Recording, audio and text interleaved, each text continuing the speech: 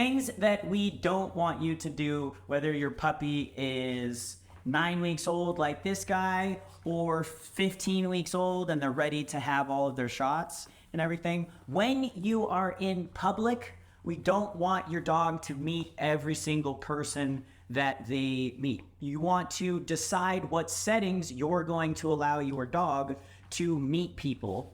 And it should be a very clear, in this sort of setting, I only interact with my pack.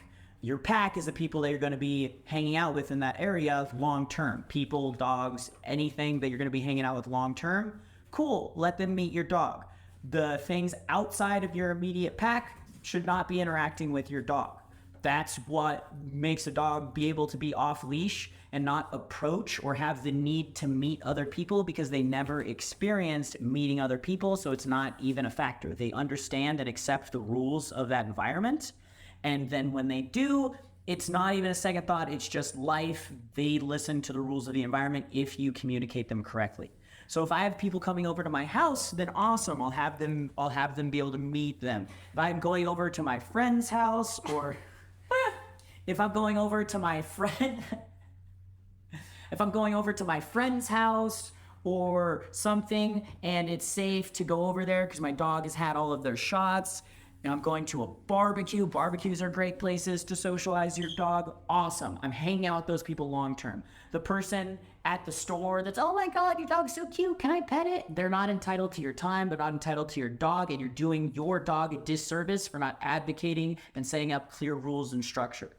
If this dog never experiences that sort of stuff, at 20 weeks old, this dog is not going to be running up, approaching everybody, because they're going to be desensitized to being in public and they're going to understand the rules of their environment. If I don't, then this dog is going to run up, going to pull on the leash, going to not be able to control its impulses, because there's all this stuff going on in his brain that I don't have control over. He's imagining all these people that he's going to be. Good boy, Flash.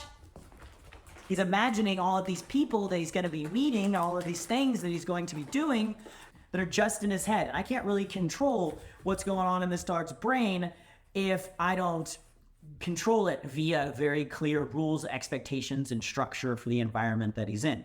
If he is able to meet dogs on the leash walking in the future, then he's going to see a dog coming. He's going to think, oh my God, am I going to meet this dog? And it doesn't matter if that makes him excited or nervous. Now there's emotions going on in his brain that I can't control because I didn't provide clear, consistent structure.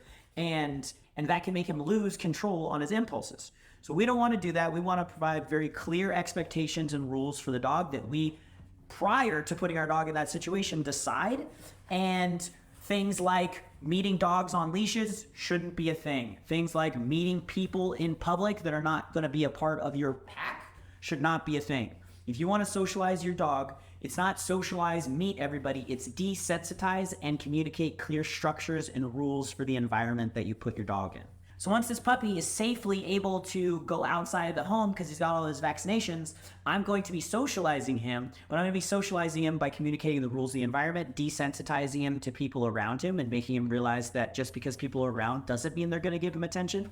And then I'm going to socialize him by meeting people, by going to barbecues, by going to my friend's house for dinner, by having people come over to my house. Those are all situations and areas that he is able to interact with those people because they're being a part of his long-term pack.